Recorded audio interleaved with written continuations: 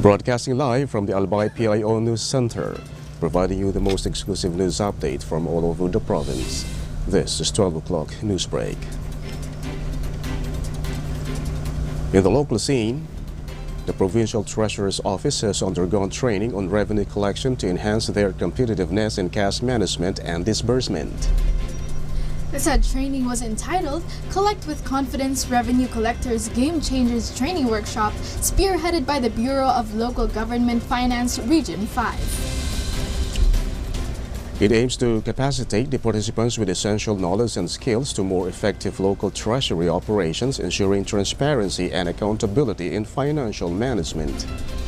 The participants were the revenue collectors, liquidating officers, dispersing officers, and newly appointed and designated local treasurers from the various local government units in Bicol Region.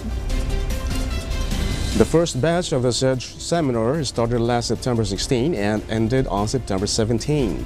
The second batch started on September 18 until September 20, and the third batch on September 30 until October 2, 2024 at the BLGF Regional Office 5 Training Center. In other story, the Albay Provincial Agricultural Office, through the Farmers Field School or FFS, upskills 147 Albay farmers on production of high-quality inbred rice, seed certification, and farm mechanization. Said training have 6 batches and represent 3 municipalities from Barangay Libod, Bariu, and Kutmon of Kamalig, with a total number of 73 rice farmers, while Barangay Bascaran, Kidiko, and Balinad in Daragao with 49 enrollees, and Barangay San Agustin from Uwas with 25 trainees. Sarita R. Sumalpong, an FFS farmer from San Agustin, Uwas, shared that the training guided her on proper procedures in farming from rice seed until it was sown. Joey Noel, also an FFS farmer from Kutmon, Kamalig, experienced using machines such as combine harvesters, rice planters, and tractors, adding that the training also enhanced his knowledge on proper land preparation, light checking, and agriculture system analysis in minimizing pests. In the national scene, hike in fuel prices is being felt by consumers starting today, as per advised by oil companies. In separate advisories, Sea Oil, Clean Fuel, Petrogas, and Shell Pilipinas announced an increase of 1.10 pesos per liter in gasoline and 20 centavos in diesel.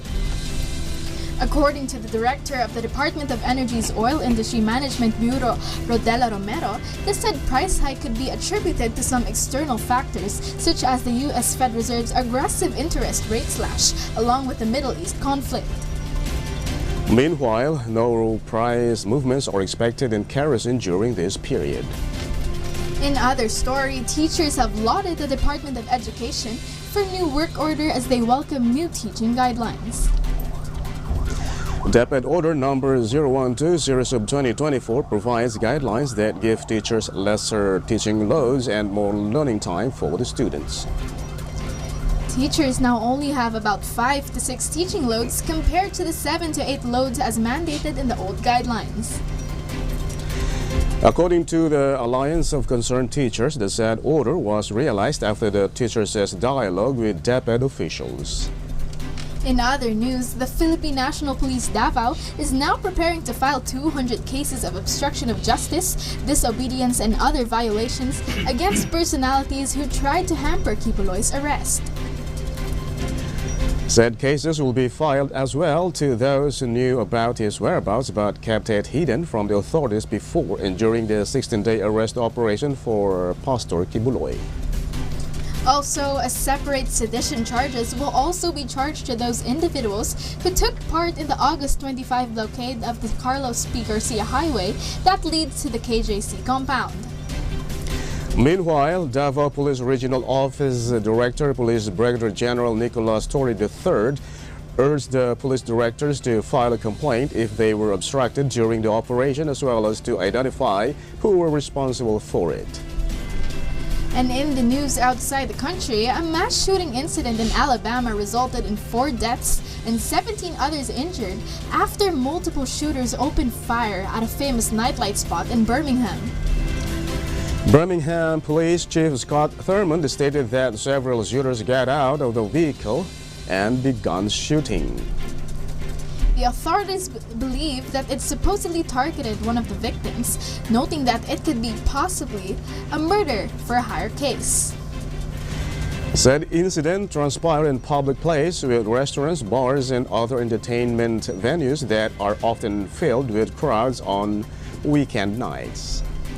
Meanwhile, police officials are now doing their efforts to identify and find the suspects.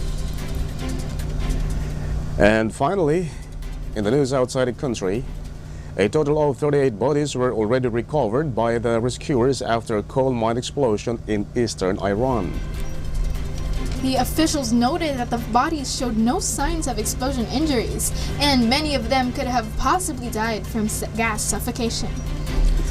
They added that another 14 miners are still believed to be trapped in the blast site in Tabas. According to one of the survivors, they were working in the mine when they saw some smoke and started having difficulty in breathing.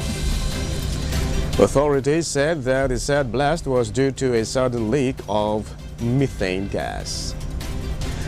And that's all for the 12 o'clock news break, September 24, 2024. We'll be back tomorrow for more news updates. And thanks to our 12 o'clock news break writer LJ Lurejo. And on the technical side, Chad Bobis. And of course, our Provincial Information Officer, Mary Luduca Castillo. Under the supervision of our Governor Attorney Exel Rex Lagman. I am Greg Hallare. And I am Abby Navarra from St. Agnes Academy. Thank you for subscribing. Thank you, Abigail from St. Agnes Academy for supporting the program. And thank you for participating well. Ginagawa po ngayong araw. This is the second day of the seminar workshop. Broadcasting workshop. Okay. Thank you for the opportunity. Yeah, you are welcome. You're most welcome. Once again, I'm Greg Hallare. And I'm Abby Navarra. Thank you for subscribing.